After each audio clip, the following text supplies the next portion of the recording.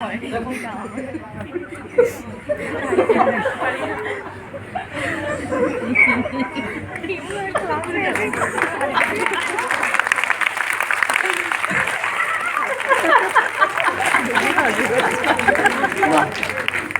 এমন ভাবে নিজের মতো করি আপনি ঘরের মধ্যে বসে করতে পারেন আয়নার সামনে দাঁড়িয়ে। আমরা আরেকটা জিনিস করবো, দেখুন সেটা হচ্ছে কি আজকাল মোবাইল নিয়ে আমরা সবসময় লেগে থাকি, সবসময় এনগেজ থাকি। তো ভাবুন আপনার খুব কাছের লোক ফোন করছে আর আপনি তার সঙ্গে কথা বলছেন, হাসছেন, জাস্ট লাইক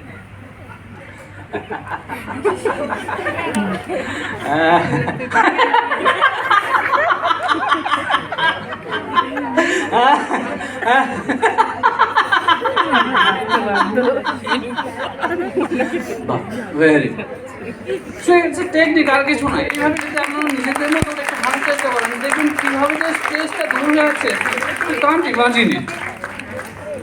ওকে, এখনই আমি আপনাদেরকে আরেকটা টেকনিক দেখাবো। সেটা একটা টেকনিক গেল। Next technique, just close your eyes.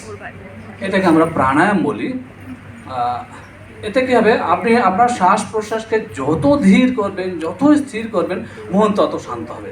মন যত শান্ত হবে, আমার ব্রেন থেকে যে হেলদি কেমিক্যাল, যে হ্যাপি কেমিক্যালস, সেগুলো বার হতে থাকবে। সেই ডোপামিন হোক, এন্ডোরফিন হোক, এনিথিং। ঠিক আছে? সো তখনই যখন আপনার মন শান্ত হবে, মন আনন্দে থাকবে। So it's a technique. So please চেষ্টা করুন আপনি কত বেশিক্ষণ ধরে শ্বাস ছাড়তে পারেন।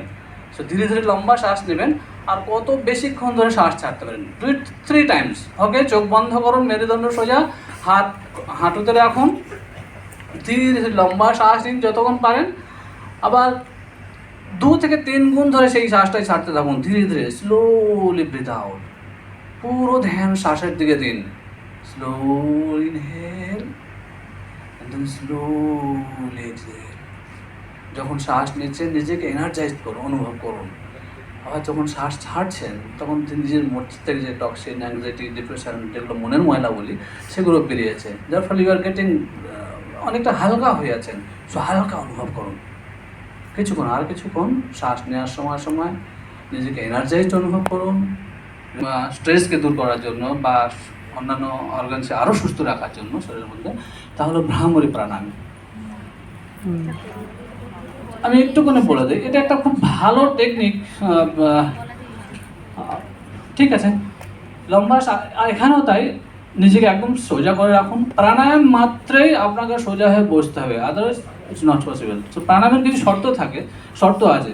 সেটা হচ্ছে সোজা হয়ে বসতে হবে, চোখ বন্ধ রাখতে হবে, আর কি পুরো ফোকাস করতে হবে আপনি কী করছেন।